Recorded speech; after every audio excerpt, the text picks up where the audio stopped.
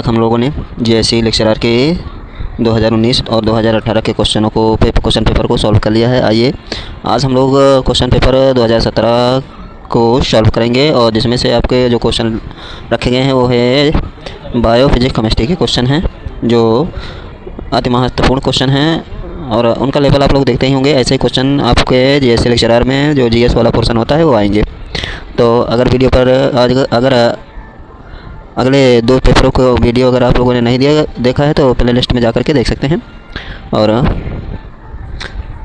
आप लोगों को मैं चाहता हूं कि डिजिटल बोर्ड पर भी पढ़ाऊं, लेकिन इतनी हमारी आर्थिक स्थिति मजबूत नहीं है कि आपको मैं डिजिटल बोर्ड पर पढ़ा सकूं। फिर भी अगर आप चाहते हैं कि डिजिटल बोर्ड पर पढ़ाने के लिए तो आप लोग मेरा हेल्प कर सकते हैं। तो आइए देखते हैं, पहला क्वेश्चन दिया गया है जीएससी लेक्चरर का बायो से। तो पहला क्वेश्चन है आपका, सुई चुभोने पर निम्नलिखित अंगों में कौन सा दर्द महसूस नहीं करेगा? तो इसका आंसर बन जाएगा आंसर नंबर बी, मस्तिष्क। मस्तिष्क में सुई चुभोने पर अंग में कोई दर्द महसूस नहीं होता है। और यह क्वेश्चन आपका यूपीपीसीएस आरओआरओ में पूछा गया है इस बार 2025 वाला जो पेपर हुआ है। तो इम्पोर्टेंट क्वेश्चन है। नेक्स्ट क्वेश्चन देख लेते हैं। अगला क्वेश्चन है, निम्नलिखित में से किस जंतु के खुर नहीं पाए जाते हैं? तो आंसर आपका बनेगा कौन सा? किस में खुर नहीं पाए जाते हैं? तो आपका आंसर बनेगा कौन सा? गीदड़ में। गीदड़ एक पक्षी नहीं है, गीदड़ को जानवरों की सूची में रखा गया है, तो ये जानवर है। ओके, गीदड़ एक जानवर होता है। नेक्स्ट क्वेश्चन, अगला क्वेश्चन है, फलों के मीठे स्वाद का कारण क्या होता है? तो फलों के मीठे स्वाद का कारण होता है आपका कौन सा? आपका हो जाएगा answer number D, fructose. Fructose होता है। और लैक्टोज जो होता है वो दूध का होता है। किसका है? ये दूध का होता है। ओके, दूध का। ओके, नेक्स्ट क्वेश्चन, निम्नलिखित में से कौन सा एक पदार्थ प्राकृतिक का बहुलक है? बाकी तो आंसर नंबर आपका जो प्राकृतिक बहुलक है बाकी वो कौन सा हो जाएगा?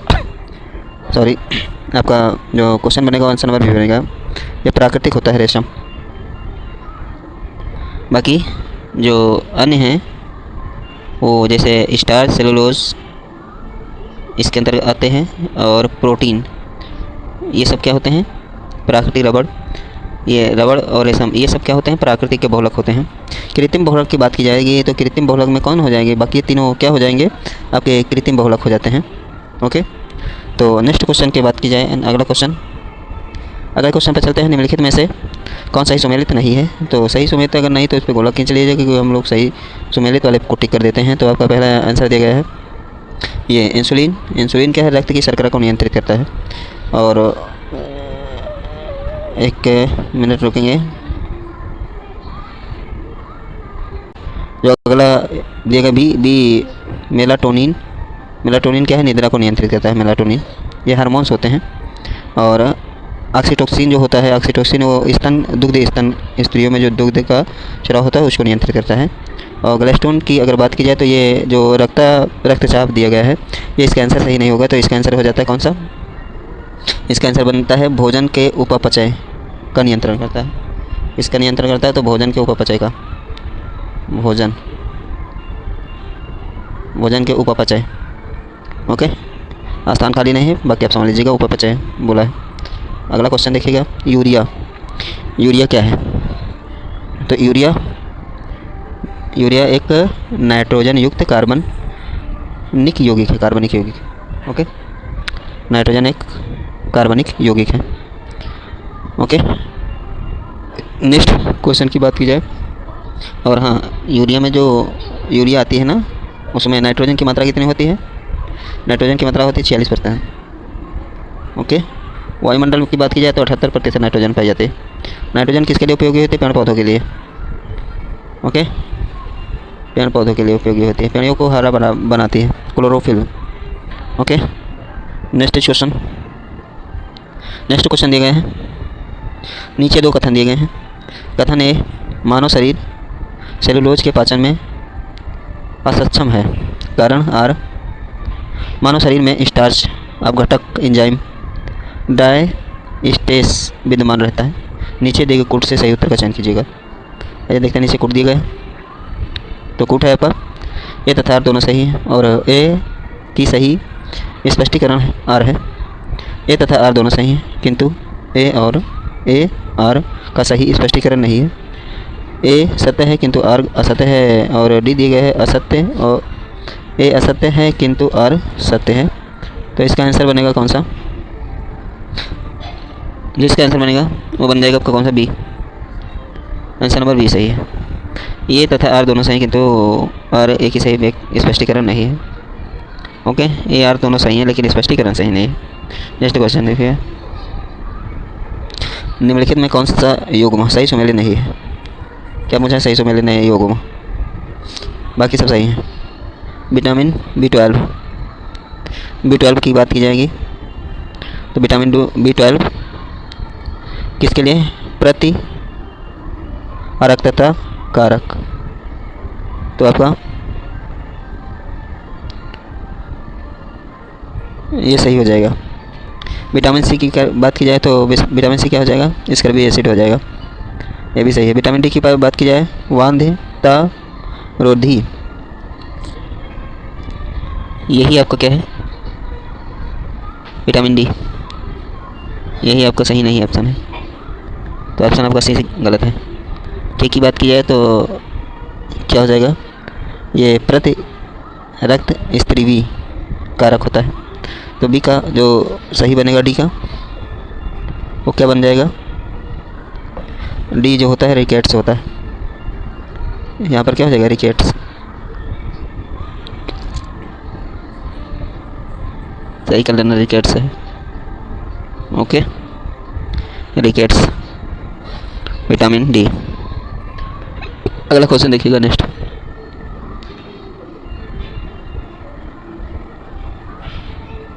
अगला क्वेश्चन देखिए, आयोडीन की कमी से होता है, सबको पता होगा शायद।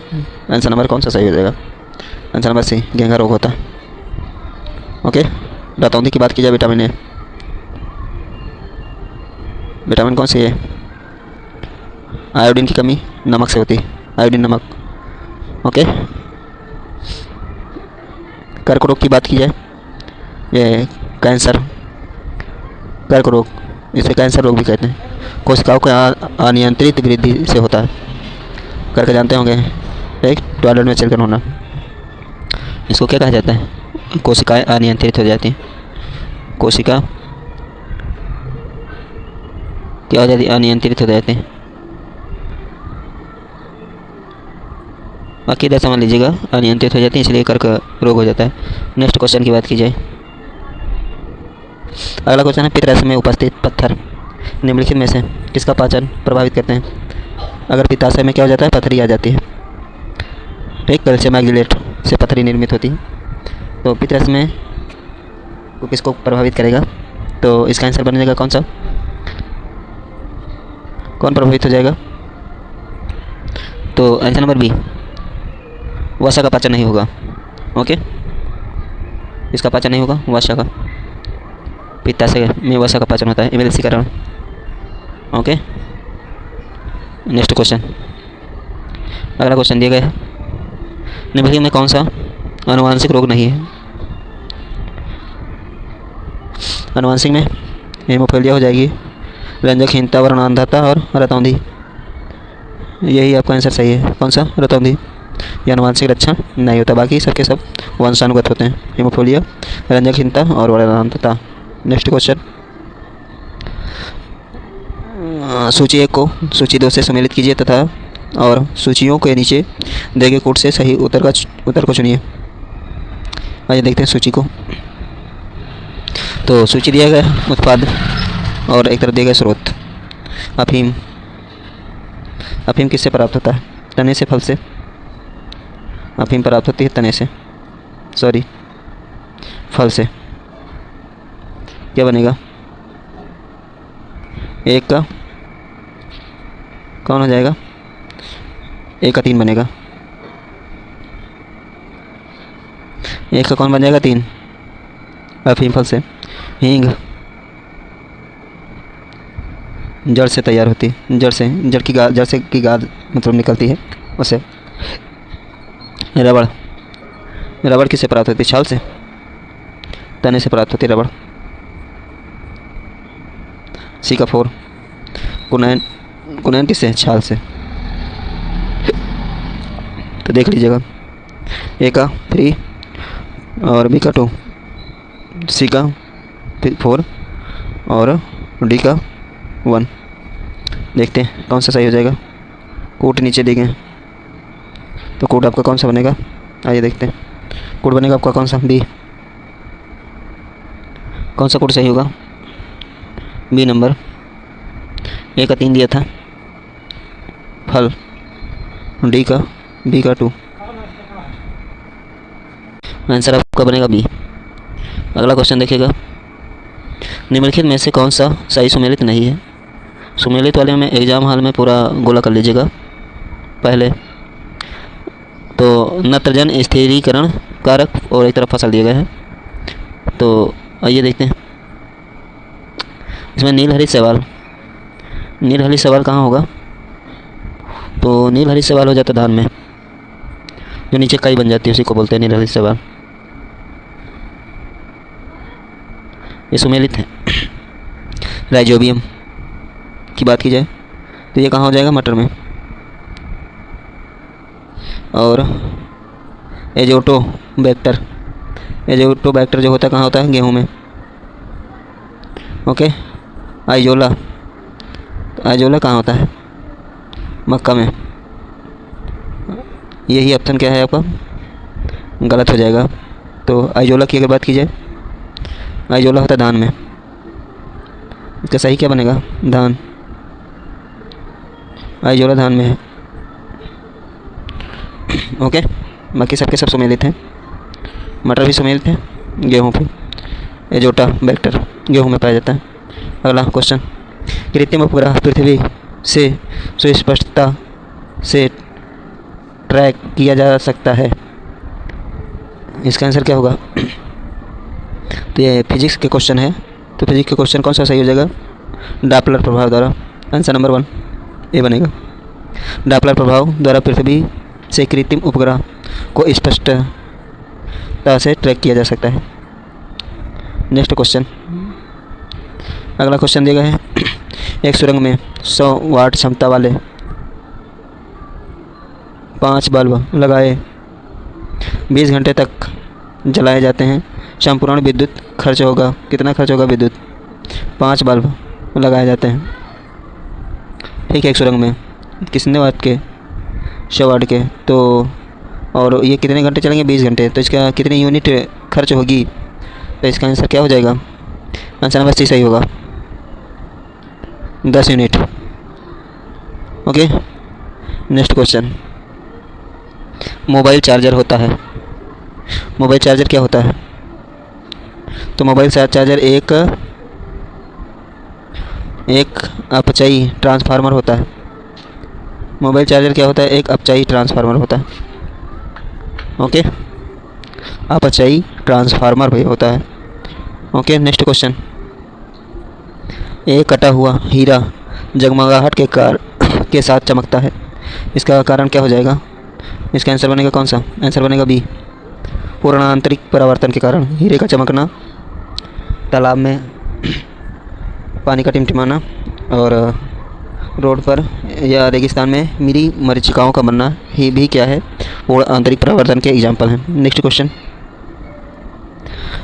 क्वेश्चन दिए गए हैं, टेलीविज़न दर्शक डिश एंटीना प्रयुक्त करते हुए बरसात में उपग्रह सिग्नल नहीं प्राप्त करते हैं क्योंकि